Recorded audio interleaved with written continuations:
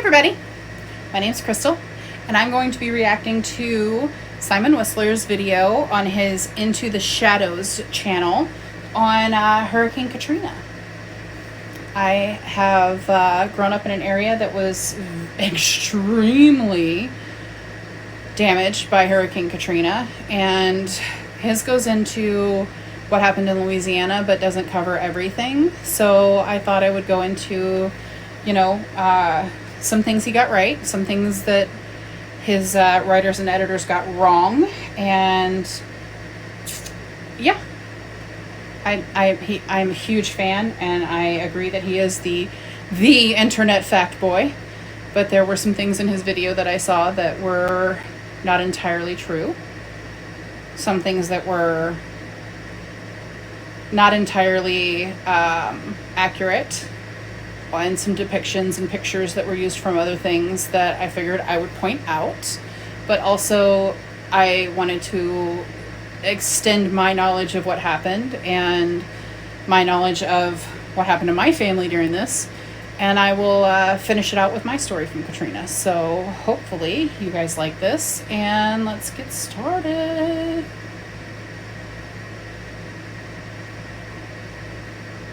Hurricane Katrina, one of the most deadly natural disasters to hit the USA in modern history. It flooded a city, leaving survivors stranded on rooftops and tens of thousands of evacuated civilians desperate for food and water crammed into the Superdome. 6 died in their supposed shelter, 4 of natural causes, 1 of a drug overdose, and 1 committed suicide jumping from the upper-level seats. In New Orleans, a city in a developed nation, help should have been swift and effective. Instead, people died in medical centres as they waited for evacuation and federal troops to arrive. Bodies lay in the street, floated in the water, and were left abandoned in their homes.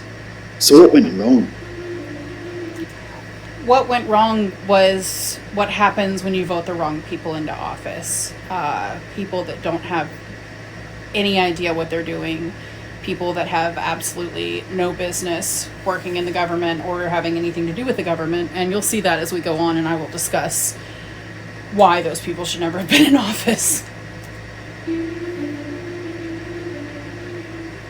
The disaster response got off to a promising start. The hurricane was identified early, on the 23rd of August 2005, when it was just a tropical depression over the Bahamas. The National Hurricane Center began tracking the storm and issued the first of 61 advisories that it would release over the next week. The federal government caught onto it quickly, began close monitoring, and generated simulation. Okay, if you see this image here, this was not a track that they had actually seen. What the people in this area were being told was that it was going to go to Florida, that little turn that it was going to do was going to turn more and go towards Florida, because that's what happens 75% of the time with a hurricane. They will make that turn.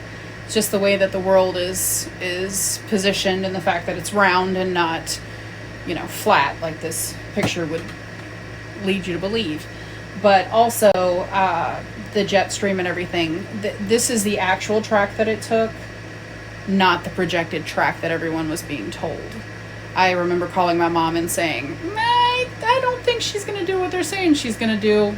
I think you need to evacuate. And they said that's not what anyone around here is telling us. So that's another issue in and of itself. That's a National Weather Service issue that needs to be discussed, and more science needs to be dedicated to this. If it was to become a hurricane, they were not going to be taken by surprise. On the 24th of August, the depression grew to a tropical storm, and it was named Katrina. At this point, the Federal Emergency Management Agency, FEMA, got involved and activated its hurricane liaison team. By the 25th, FEMA had dispatched resources like water, ice, and food to areas predicted to be hit. Florida was prepared. Florida was prepared because that's where they said it was going to go. Up until the day before Katrina made landfall, everyone still was being told that it was going to turn and go towards Florida.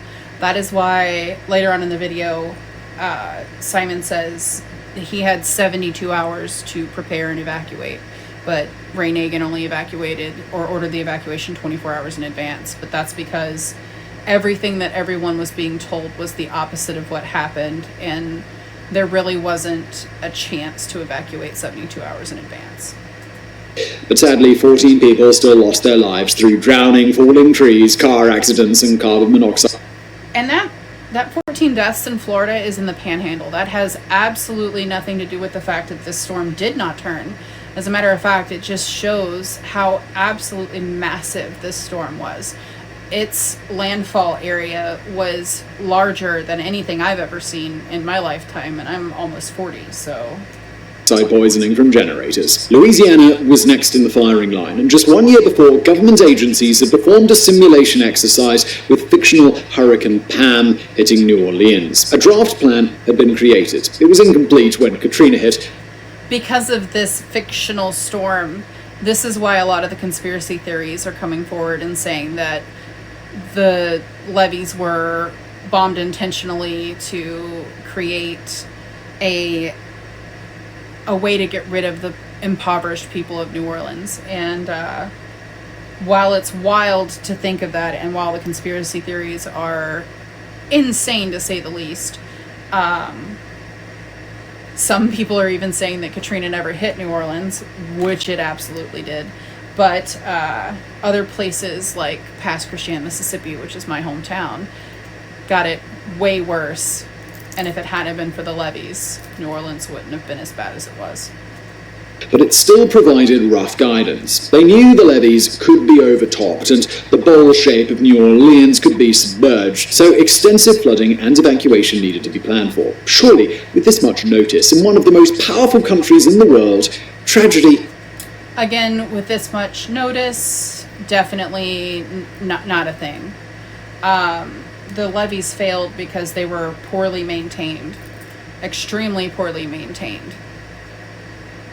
Extremely poorly maintained. And if I could say it one more time, poorly maintained by the Army Corps of Engineers. Just saying. Could be avoided. On the 29th of August 2005, Katrina made landfall in Louisiana as a Category 3 hurricane. Its 130-mile-per-hour winds felled trees and caused major damage to buildings. The resulting injury and traumas led to 25% of deaths. But by far the most deadly and damaging impact was a result of the storm surges. The combination of low pressure and high winds generated enormous waves up to 8.5 meters high. These breached the levees, and when you think about that, 8.5 meters in imperial, which we all know. Let's see, that's almost 3 feet per meter. So, I mean, that's 24 feet. Yeah. Could your house be under 24 feet of water? I don't think so. Most people's couldn't. And that's why when you come down here now, you'll see a lot of houses that are on stilts that are 30 feet in the air and that have elevators to get into their homes, because otherwise they wouldn't be able to. There's a lot of elderly people that rebuilt their homes on the beach and can't get into their homes because there's too many stairs. And added to the 20 centimeters of rain that fell along the coast caused extensive flooding. 80% of New Orleans was left underwater. The leading cause of death? Drowning. Most people drown in their own. Now, this is my first complaint with the editing of this video. This particular picture is actually not from New Orleans. It is from it's a still from a video that a friend of mine named Josh took when he was in the police department in Pass Christian, Mississippi. And he took this video, and this is as the water's coming up. He, shortly after this, closed the door and took more video and pictures as the day went on. And the storm surge, and you can see the water getting up to like 5 foot on the door itself. And that drop is another 4 feet. And then the street is a good 6 feet below that, which is where the seawall is equal with and even with. So, as you can imagine how terrifying that would be to be on the other side of that door with the water pushing up. Oddly enough, it barely got through the door, thank goodness. In homes, they climbed higher and higher to avoid the water, but it kept rising, and once they reached their attics, they had nowhere to go. Bangs and screams echoed through the streets as people tried desperately to break out. Some were prepared with axes and made it onto their roofs as they created makeshift signs begging for help, food and water. Those who fled in boats had to push bodies aside with sticks.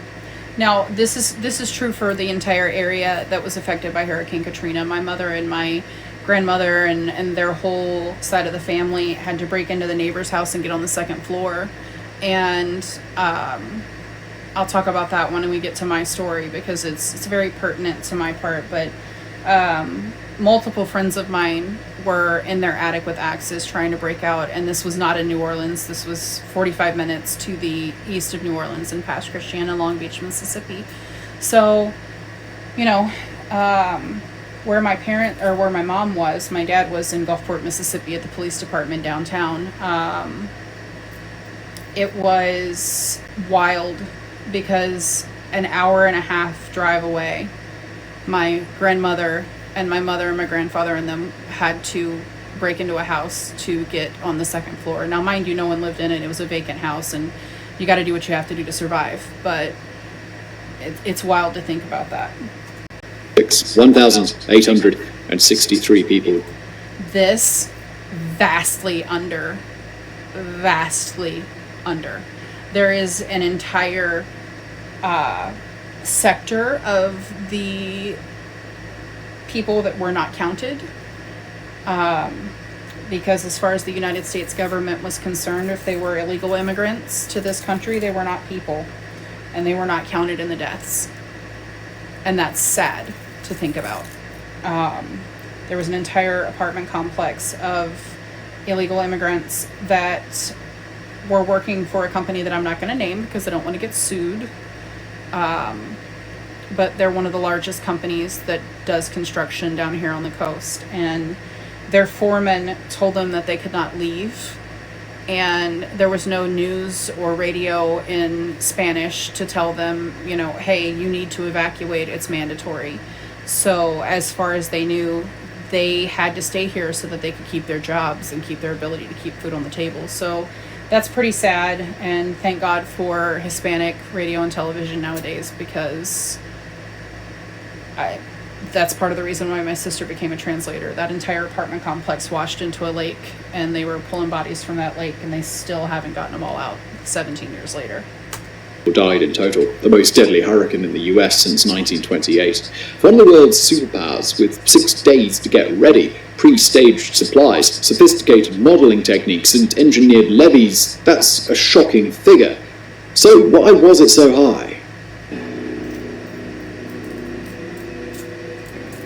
The first failure occurred 40 years before the hurricane. Authorized by Congress in 1965, the Flood Control Act commissioned the Army Corps of Engineers to construct defenses to protect Louisiana from flooding at a cost of $738 million. You might be thinking, wait a minute, you said failure. That sounds really great. Well, unfortunately, the project wasn't due to be completed until 2015, 10 years after Katrina hit. But worse than that, the Army Corps was a federal agency, and they cut corners to save money. Engineers built levees on areas with weak sand and peat instead of firm clay. Other sections had inadequate pilings of only 10 feet instead of 17. These parts collapsed, and floodwater rushed uncontrollably into New Orleans, doubling the areas that would have been flooded by overtopping alone. And that's what happens when you put the government in charge of something that has always tried to cut corners. That's a problem that we have in the United States. The government's going to do whatever it can to save money, even if it costs millions of lives. Resident Lucrece Phillips described hearing her downstairs neighbours hammering on their ceiling and pleading for help as the water rose. And then silence. Louis Farrakh, Nation of Islam leader, believed the levee failure to be more sinister than simple incompetence. He and other public figures accused the government of intentionally breaking the levees with dynamite to divert the floodwaters away from wealthier neighborhoods. His claim was taken seriously and reached the United States House of Representatives, who were investigating Katrina. They deemed it to be an urban myth, unsurprisingly, as how could the US do something so blatantly evil? Oh! Part of me doesn't believe this, but another part of me knows that it is most likely a fact and that the government hid it, because it is something that they have done numerous times, and he's about to touch on that here, but they also have done that in places in Mississippi and places in California where they have intentionally compromised dams and flooded cities to save another city. In this case, New Orleans was sacrificed, whether intentionally or not, to save people in other parishes, such as Plaquemines, and they still didn't survive. So even if it wasn't intentional, and even if it wasn't something that they blew up on purpose, it happened, and the government is definitely responsible for it one way or another. Well, actually, in 1927, 30 tons of dynamite was used on Carnarvon Levee during the Great Mississippi Flood. The intention was to protect the city of New Orleans and instead sacrifice the poorer St. Bernard Parish and all of Plaquemines parishes. The residents were never compensated for their losses. Just remember Lake Lanier. Think about what they did to Lake Lanier. Same thing.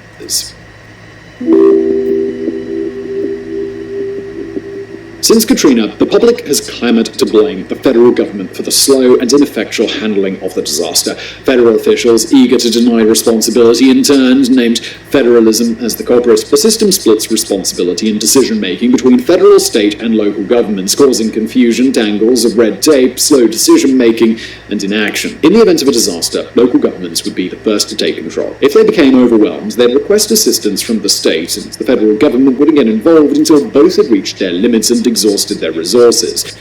And this is where the government failed in Louisiana, and where it did not in other places. Like in Gulfport, Mississippi, the mayor said, yeah, bring in all the help you can get. We need it now. We need it now. And I remember my dad working closely with police officers and National Guard members from all around the country to keep law and order in the city of Gulfport.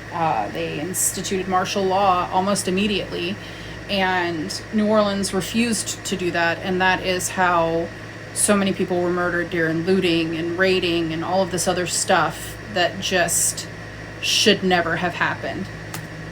This is described as a pull system, where affected areas must request assistance. However, in events on the scale of Katrina, panic sets in. Officials exaggerate the impact. Ooh, this one really got me. This one really pissed me off. So while we're focusing on New Orleans and we're doing all of this, and I'm sorry, Simon, if you see this, I'm sorry that I am pissed off by your editing and your video editors, but this is the Palace Casino. And this, as well as all of the casinos in Mississippi, were picked up. Now, mind you, the way that it worked during hurricanes before was they would take the casinos, they were on barges, and they would take tugboats and put them all in the back bay of Biloxi and chain them all together so that they could not be picked up by the water and laid down on people's houses. The warning that they had for Hurricane Katrina was a whole day. There was no way they could do that with these casinos. So Casino Magic, the Grand Casinos in Biloxi and Gulfport they were all picked up by the water and landed on people's houses, where people actually lived and were in their houses during this hurricane. Think about that for a minute. It's devastating to think that. And this casino is in Biloxi, Mississippi, which is an hour and a half from New Orleans. So if we're focusing on New Orleans, don't put my best friend's workplace on here. I'm just saying. He's worked there since before Katrina, and he lost a lot in this hurricane because of that. It's built back and it's much more pretty now, but this is about New Orleans. It's not about the actual devastation and the part that got the worst. Acts in their districts and request more resources than they need. Then requests have to filter through many departments to gain approval, with the potential to be blocked at each stage. It's slow and it's riddled with bureaucracy. Katrina required an immediate push of resources from the top. So let's follow the federal system and start at the bottom with Ray Nagin, mayor of New Orleans at the time of Katrina. The Hurricane Pam trial had shown that an evacuation of New Orleans would take at least 72 hours. Armed with this knowledge and an accurate prediction of landfall, it wouldn't take a genius to figure out when to give the order to evacuate. That is fair. Armed with an accurate prediction. it wouldn't take an idiot to figure it out. But first of all, Ray Nagin was an idiot. Second of all, there wasn't an accurate prediction because no one knew it was going to hit New Orleans until 24 hours ahead of time. Evacuate 72 hours before, right? Nagin gave the order for mandatory evacuation just 24 hours before the hurricane hit. He also knew that 100,000 residents didn't own cars and would rely on public transport, but had made no plans to supply it. That is one thing about living in a city like New Orleans. 90% of your people are below the poverty line, and because of that, they use public transportation. And in big cities like that, public transportation makes sense. But in a situation as such, or an extreme situation as this, the amount of people that are failed by their local government is the reason why I will always have a car no matter where I live. He earned the nickname School Bus Nagin when he turned down And those 100,000 people had absolutely no way of owning their own car. As a matter of fact, in most of the places in New Orleans, there's nowhere for you to park a car, especially if you live somewhere like the French Quarter. If you live in the French Quarter, you have nowhere to park, and you're expected to walk everywhere. So much like Manhattan, if a hurricane was to hit Manhattan of this magnitude, it would be extremely devastating. An offer to have residents evacuated by the fleet of yellow public school buses. His response to the offer: "You've got to be kidding me. This is a natural disaster. Get every doggone Greyhound bus line in the country and get their asses moving to New Orleans." Another example of why this man was a moron. No company in their right mind is going to put their drivers and their coastline people at risk like that for nothing, for people that are going to refuse the help. Because a lot of the people in New Orleans and a lot of people on the Mississippi Gulf Coast, they were like, it's just another storm. We don't need anything. It's a Hurricane 3. It's just a really good BJ, if you know what I mean. And it's not the facts. Not only did the Greyhound coaches never arrive, the school buses were caught in the floodwaters and 150,000 people failed to evacuate. Buses weren't the only evacuation option turned down. Rail company Amtrak was running the last train out of New Orleans to move equipment out of harm's way. They offered seats for several hundred passengers. The city declined, and the train left empty. Knowing that its residents were unlikely to fully evacuate the city, it named the Superdome as a shelter of last resort, and 9,000 evacuees had arrived by the first evening. So here's the thing. When a hurricane's coming or any other natural disaster, a lot of people do not evacuate. They don't want to leave their house. They don't want to leave their things. And if you see me wiggling, it's because I am disabled and I'm sitting on a chair right now and it's extremely uncomfortable. But a lot of people don't want to leave their things, or they don't have the ability to. It's not so much about the ability some of the time. A lot of the time it is, I don't want to leave my life. They live their life through things. Hurricane Katrina taught them that life is about more than just your attachments to your electronics or your, household memories. A lot of the people I know lost everything, including their pictures and their memories. So conditions were terrible. The people were told to wait it out for the federal response to kick in. The cavalry would arrive in 48 hours. And that's another thing. The federal response, you have to wait for the federal response to come. Well, in order for the federal response to come, first of all, the mayor has to ask the governor, and the governor has to ask the mayor. It's a broken system, and it needs to be fixed. No one came, and as the levees failed and the city flooded, more and more people arrived. It's estimated between 20 and 30,000 people sought refuge there with little water and no food. In a desperate bid to get help for his residents, Nagin started exaggerating conditions in the dome. In an interview... This is another thing that the researcher for this got slightly wrong. Where he stated that they have people out there that are in the Superdome dying and whatnot. There were. The numbers at the beginning shows that. But it wasn't just that. Those bodies that were in there, the people that died, were left in there to rot and decay in the 95-degree heat, which was then turning the Superdome that had no power into an oven. So they were baking, basically, human bodies inside the Superdome, which is extremely disgusting. and they were not allowed to eat inside of the Superdome. They had no food if they could eat.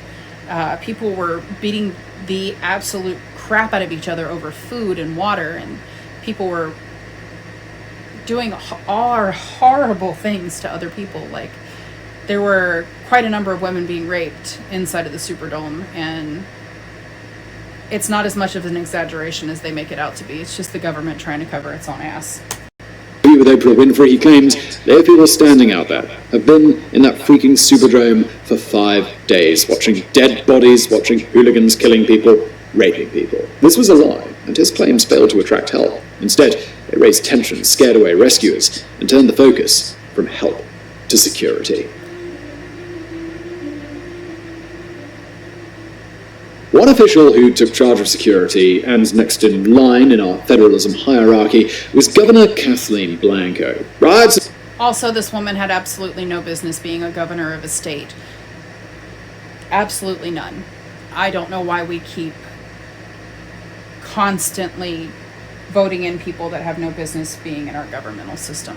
Looting had been reported slowing aid. To quell unrest, she required troops more than she had, as 40% of Louisiana's troops were deployed in Iraq. Other states offered theirs, but she was slow to make an official request, waiting until the day after landfall. The officials took another 24 hours to approve it. However, she can't be accused of having no impact on civil obedience. People had begun to take food and water from abandoned shops, but others looted more freely. In response, she warned, "These troops are fresh back from Iraq, well-trained, experienced, battle-tested, and under my orders to restore order in the streets. They have M16s, and they are locked and loaded. These troops know how to shoot and kill, and they are more than willing to do so if necessary, and I expect they will."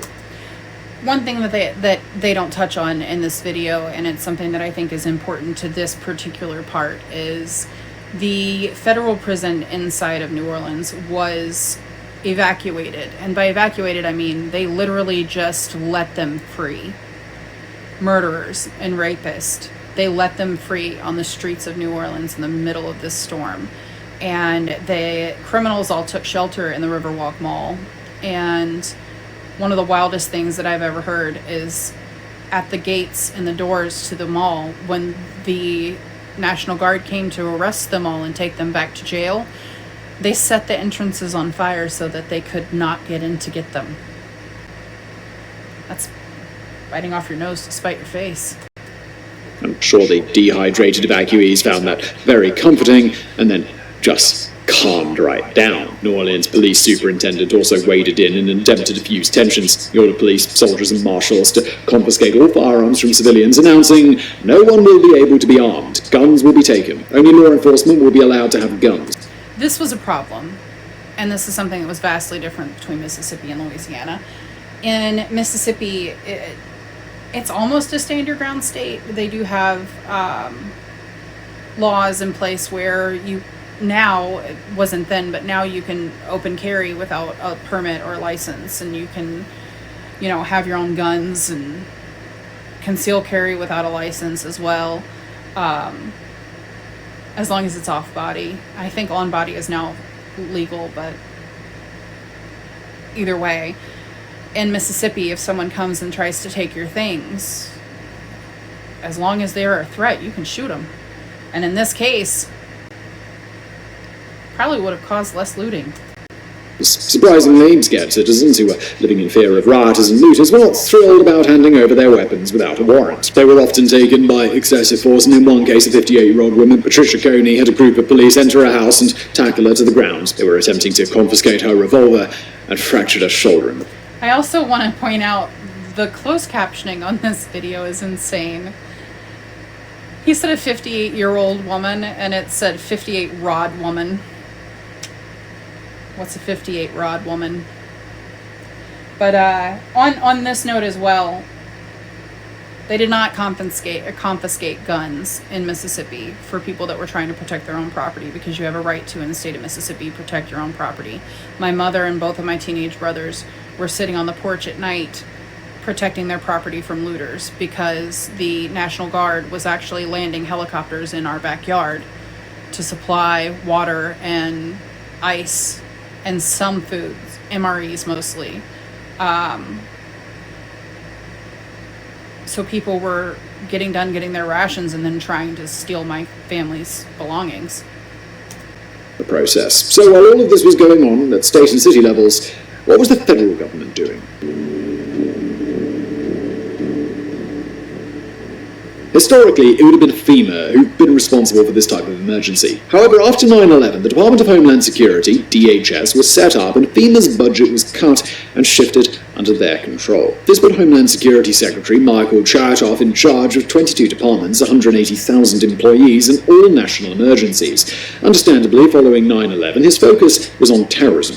See, this is what happens when you put a person whose focus is on policing in charge of natural disasters. That doesn't normally work out very well. And taking money from the people that are there to help people is never a good idea. Hurricanes were way down the list. So far down, in fact, that no one had done any pre-storm planning. The list of failings was extensive. Federal law enforcement took a week to arrive, and when they did, they were distracted by a turf war with officers from the Department of Justice. Neither department was able to agree on who should take the lead. No effort was made to activate the National Disaster Medical System, and only one team was available for immediate medical assistance after the storm. Unfortunately, once you get up to the national level during an event like Katrina, communication becomes both vitally important and incredibly difficult. This is also something that, as a former 911 operator, I can tell you changed dramatically due to Katrina. In order to get emergency management funding nowadays, you have to be able to, instead of using the phonetic alphabet or using, you still use a form of the phonetic alphabet, but instead of using like 10 codes or individual codes that are assigned by the city, plain speak is something that, it has become the standard to, get any funding on a federal level. So that if you have officers coming in from, say, New York City or from, Los Angeles, California, which they had officers from both of those coming in and firefighters from both of those coming in to help assist with keeping the peace and, helping to regulate the people that were losing their minds, because when you have something like this, it triggers your fight or flight, and 9 times out of 10 people are going to fight for what's theirs. So in order to keep the peace, officers came from around all over. And after Katrina, they did training, and it's something that I noticed because I worked for the police department here before and after Katrina for various different intervals. And before Katrina, they taught you all of these codes that you had to use so that anybody with a scanner couldn't know what was going on, They had to figure it out.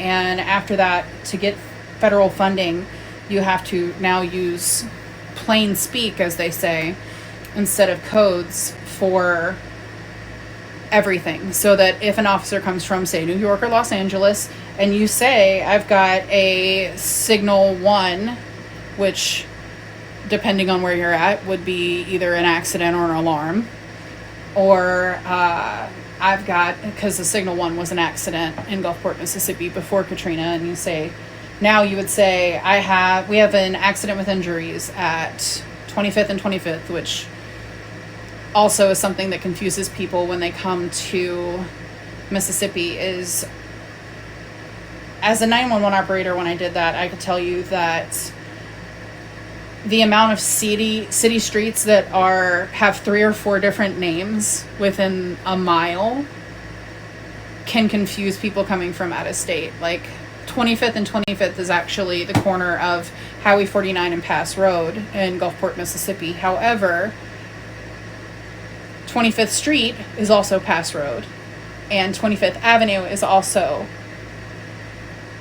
Highway 49, or oh God, I can't even think of it right now. But either way, it can be confusing when you tell someone I'm at 25th and 25th, but the people from out of state are looking going, what's 25th and 25th? I'm at Highway 49 and Pass Road, and that's where you need to be. So that's something that a lot of people don't take into consideration when they call 911. It's something that people don't take into consideration when they are learning the city. Something about 911 operators that I've noticed in other parts of the country is they're farmed out to the counties or other jurisdictions. And say in Nebraska, they have their dispatch centers for an entire county are in the same building, and they're only the same people, but they're for 4 or 5 different cities and 5 or 6 different jurisdictions.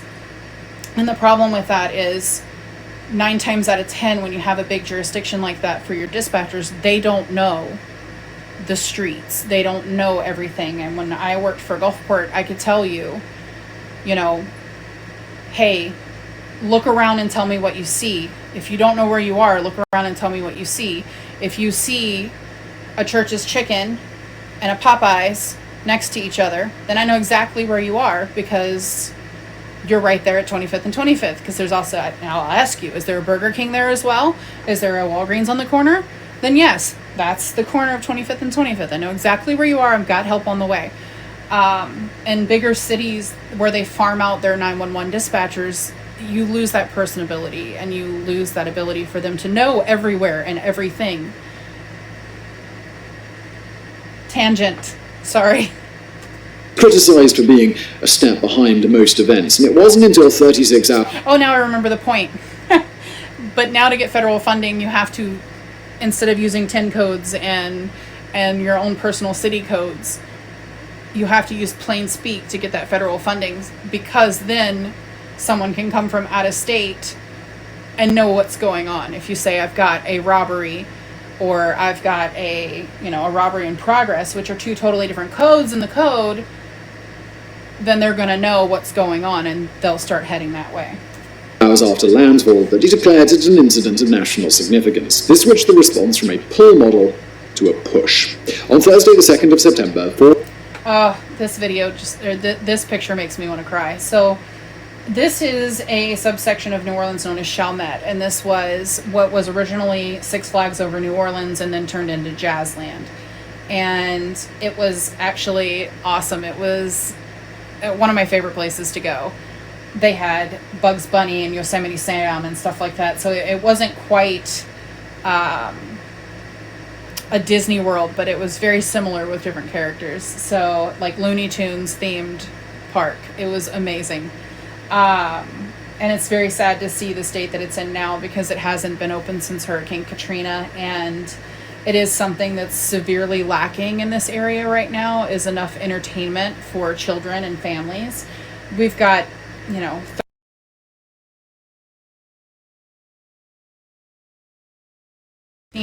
and that's all, adult entertainment. It's not family oriented. And we need more of that. We need something like this again. Now it's just a broken down theme park that's used as a set for horror films. It's pretty sad.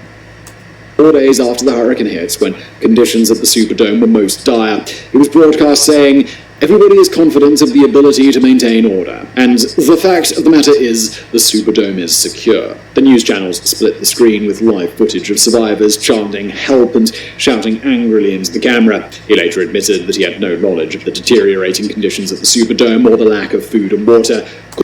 And this is why people need to be held accountable more, and why people that are running our government need to have more experience. You can't just have a person that got voted into office that doesn't know, Tom or Dick from Harry, and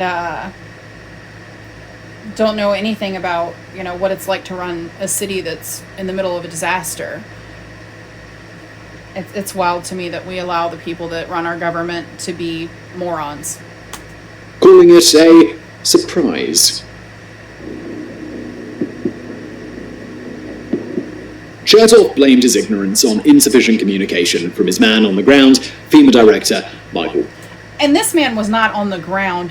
This man was taking the money and embezzling it. Another problem with why, sorry about that, why we shouldn't have idiots running our government. Brown. Although Brown also claimed to be in the dark, not knowing there were evacuees in the convention center, until Wednesday the 1st. When being interviewed by CNN, he was challenged by Soledad O'Brien. How is it possible that we're getting better info than you were getting? We were showing live pictures of the people outside the convention center. I don't understand how FEMA cannot have this information. And he also said, FEMA's been on the ground 4 days, going into the 5th day. Why no massive airdrop of food and water? In Banda Aceh, Indonesia, they got food drops 2 days after the tsunami. Yeah, and that's something about New Orleans that was very different from Mississippi and from what happened in Mississippi and why things were totally different. Because the people that were running their government were refusing the help and the aid from these helicopters bringing in, water and food and stuff. In Mississippi, within days, they were landing helicopters in our backyard, because it's a big backyard, and offloading helicopter after helicopter after helicopter after helicopter of water and ice and MREs. I think my family might still have some MREs from then. And you could not take them into New Orleans. You couldn't pass the Mississippi state line to get into Louisiana to bring any aid in at all. They were refusing people at the state line, literally. FEMA, in their wisdom, did manage to fly an additional 2,000 firefighters to help in the aftermath. They kept them in a hotel in Atlanta watching training videos on sexual harassment and the history of FEMA for days as people died. They claimed that they'd called them in for community relations work, and so there was no hurry to get them on the ground. Now, you might remember that FEMA had pre-deployed supplies before the storm hit, so surely that's slightly redeeming, right? Well, unfortunately, these were woefully inadequate, having supplied their usual shipments for hurricane response. Katrina was no usual hurricane. Okay, you see these trucks here? These are trucks that, and if I'm not mistaken, this particular shot is from downtown Gulfport, Mississippi, and if it were to pan over about a block and a half, you would see a casino, like a whole ass casino, just sitting there on top of houses. We talked about that earlier with the Palace Casino thing being in this video. This is a picture of the chicken trucks. And so the Port of Gulfport is your biggest importer and exporter of chicken to the United States, or at least it was at this time. And these trucks, along with several others, were full of bananas, which also meant banana spiders, which are extremely deadly, and chicken. And all of these tractor trailers were picked up and thrown into neighborhoods and onto people's houses and all over the place. And there were dead chicken carcasses rotting for months, up to a year after Katrina. So that's where a lot of E. coli and salmonella and stuff came in. That killed a lot of people too, and it's not talked about. It's something the government doesn't want you to know. Hurricane, and food and water ran out fast. Some were delivered to the wrong places. Now Alabama got 5 times the amount of water as harder hit Louisiana. They also had trucks of ice driven seemingly... Well, and Alabama did get hit, so did Mississippi, and a lot of people think, hey, why did all the supplies go to these people? And it's not because they didn't need it, because they totally did. The problem was Louisiana, their governor refused to take it. Randomly around the country, never reaching those in need. 2 years later, FEMA threw out their undelivered frozen stockpile, totaling $100 million. And another thing, frozen stockpiles, no. During a hurricane, during a post-apocalyptic level type storm, which basically is what this was to the southeast, you don't bring frozen food. You don't. You have no way to cook it. You have absolutely no way to utilize it. You bring things like, potted meat and bread and, canned soup that you can cook over a campfire, because basically that's all you have. Most of the people that I know didn't even have a generator during Katrina. Now a lot of them do. The sales in Generac generators went up through the roof after Hurricane Katrina, but if you didn't have a camp stove, you had no way to cook food, and you didn't have a freezer because you didn't have electricity for upwards of 5 months. And you go 5 months without electricity in the southern heat, there's no way you're going to keep anything. That's why hurricane parties and whatnot are so popular before hurricanes come. So you cook literally everything in your freezer, everything in your refrigerator, and you drink all your liquor. So did doesn't work go to quickly waste. to set up temporary accommodation for those left homeless, though, and installed 95,000 mobile homes costing $1.3 billion. However, some of these were left unused as they were placed on floodplains, and others poisoned survivors with extensive outgassing. And a lot of the things, the formaldehyde that was in these trailers did cause a lot of lung damage and other toxicities that happened after Katrina. But you see these little trailers, and they were expected to sleep families of 5 and 6 in these little trailers, and basically RV trailers with families of 6 in them. And sometimes they were piling 8 to 10 people in them. It was ridiculous. Of carcinogenic formaldehyde. Only 17% ended up occupied, taking the total cost per family housed to $125,000 to $200,000. Yep, they could have bought them all formaldehyde-free homes for that. Beyond their own failures, FEMA seemed intent on sabotaging the efforts of others by creating barricades of bureaucracy. They issued a press release instructing emergency services from outside the area to... One of my favorite memories from after Hurricane Katrina, and it's funny to think about now in retrospect, but was kind of sad at the time. Everyone that was put into a FEMA trailer, everyone that had to live in these deplorable conditions, were then given a FEMA check. And there was a rap song about it. It's hysterical. You should listen to it. But these FEMA checks that were supposed to make up for them giving you cancer were $2,000. $2,000. And you were supposed to be able to live for a year off of that. Not respond to calls for help without being lawfully requested by local and state authorities. They seemed unwilling to work with charity organisations and failed to accept or request aid. In one case, the Red Cross requested 300,000 meals for the 1st of September. FEMA cancelled the order, then reordered for final delivery on October the 8th, 5 weeks later. They even spent time removing hospital ID bracelets from evacuating patients, replacing them with FEMA IDs. This led the hospitals to lose track, and 3 months after the storm, one hospital CEO admitted they still couldn't locate some of their missing patients. The overall feeling was they didn't know what was needed where. They turned away trucks full of water, prevented the Coast Guard from delivering fuel, and didn't even respond to the offer of 50 civilian aircraft or fleets of Greyhound coaches to help evacuate the Superdome. Germany had a chartered plane full of supplies ready to leave for 9 days. Their offer was also ignored. In one case, 200... Again, this is something that Mississippi got right that Louisiana got wrong. Mississippi said, yes, we need the help. We absolutely do. Bring it on. And the governor of Louisiana said, I don't think we need it.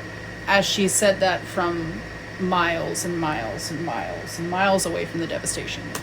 People were rescued from their homes and taken to an overpass to be collected later. They were forgotten and abandoned to fend for themselves. One survivor, Andre, with his wife and small son, were amongst them. Things were desperate and people turned mean. He recalled witnessing an 8-year-old boy fall 50 feet from the overpass and sink into the water. Also, something that you don't know and that wasn't publicized a whole lot was on that very same overpass, a man murdered a police officer.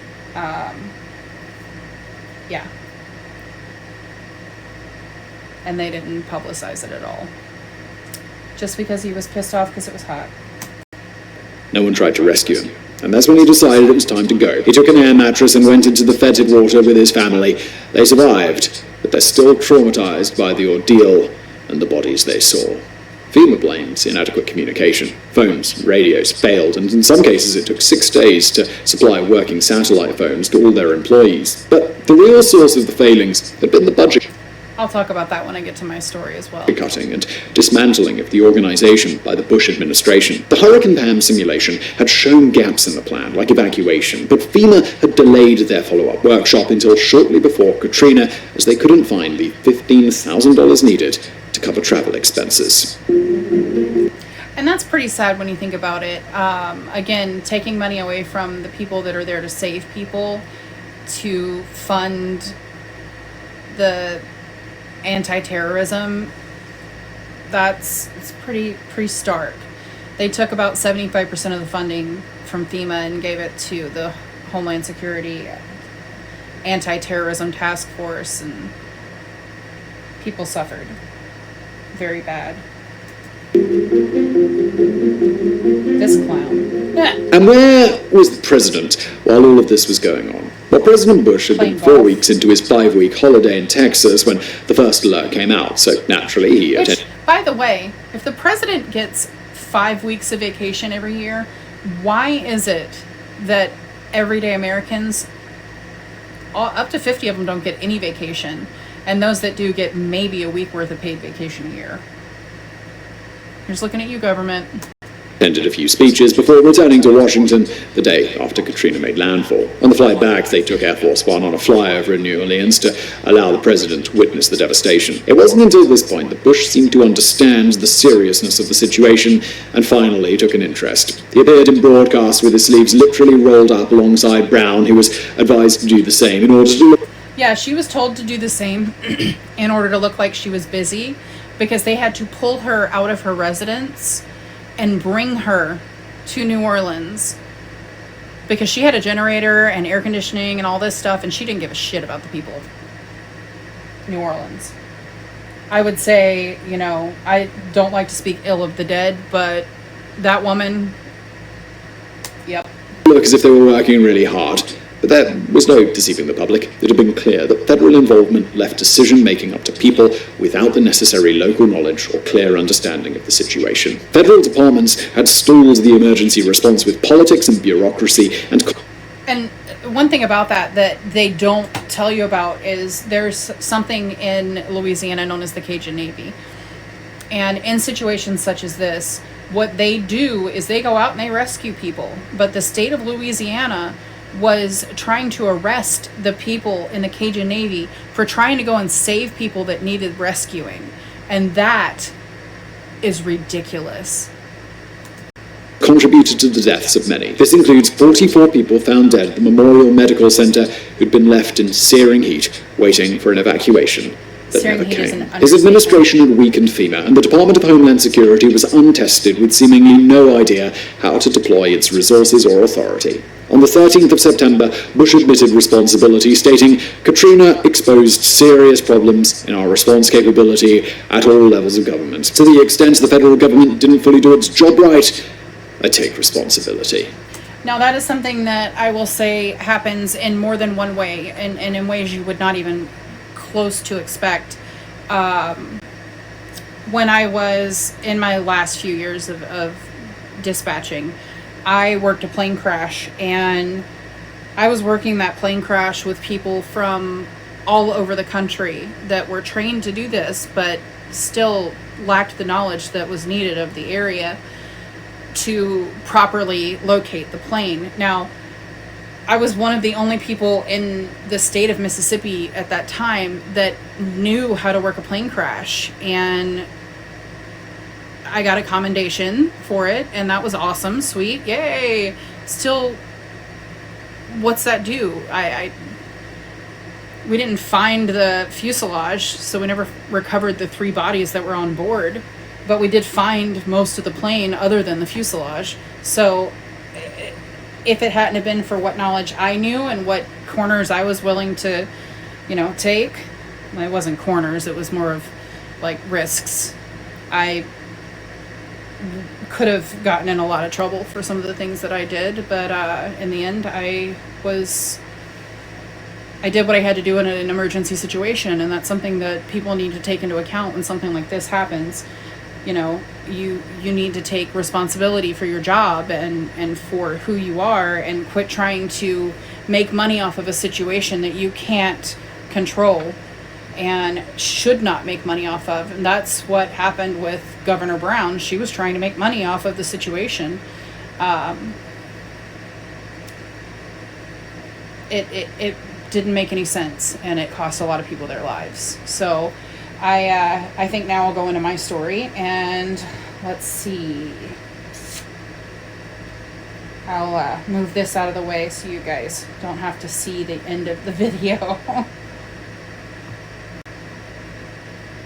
So my story is it's a little different than a lot of people's, because I wasn't technically here when Katrina hit. I'm having a really difficult time with this.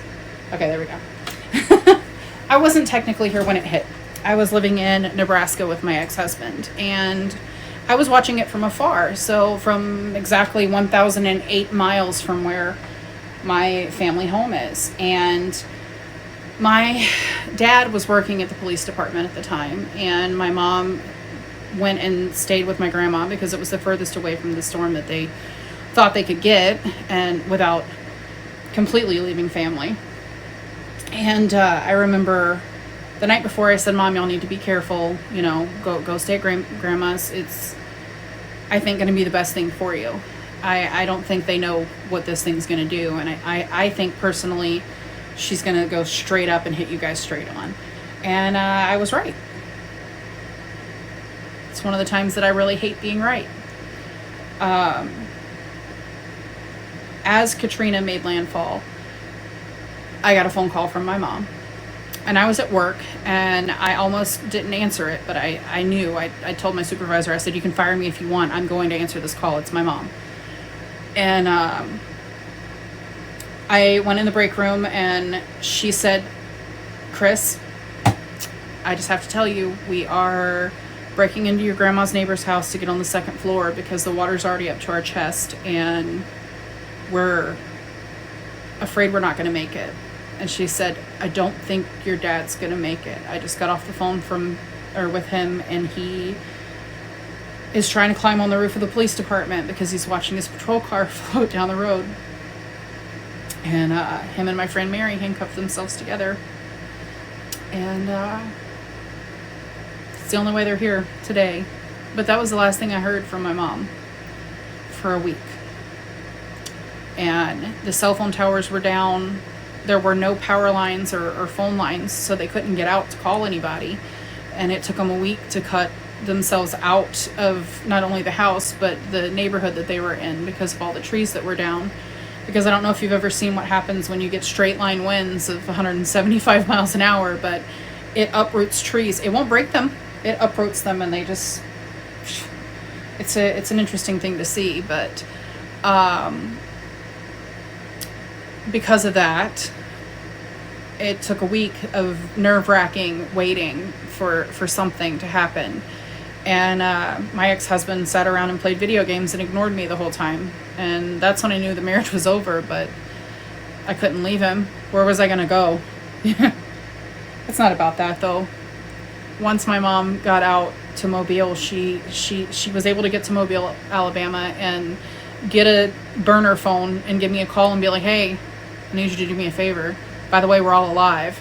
And I'm like, oh, thank God. Again, I was at work. And again, I told my boss, it's my mom. I don't know. It's a Mobile, Alabama number. So that's the only person it could be. It's either my mom or somebody calling and telling me my mom is dead. So I was mortified. But it was my mom telling me that everybody was okay. They'd lost a lot, but they were alive, and that's all that matters. But she needed me to do her a favor, and I did. My brother's school had been washed away. The whole thing, gone. And they needed somewhere to go to school, and so I said, bring them on. And we went. They got there about 2 days later, and then my mom and I went back to Mississippi, just me and my mom. My grandma stayed with my ex-husband and my brothers up there to kind of, settle the dust.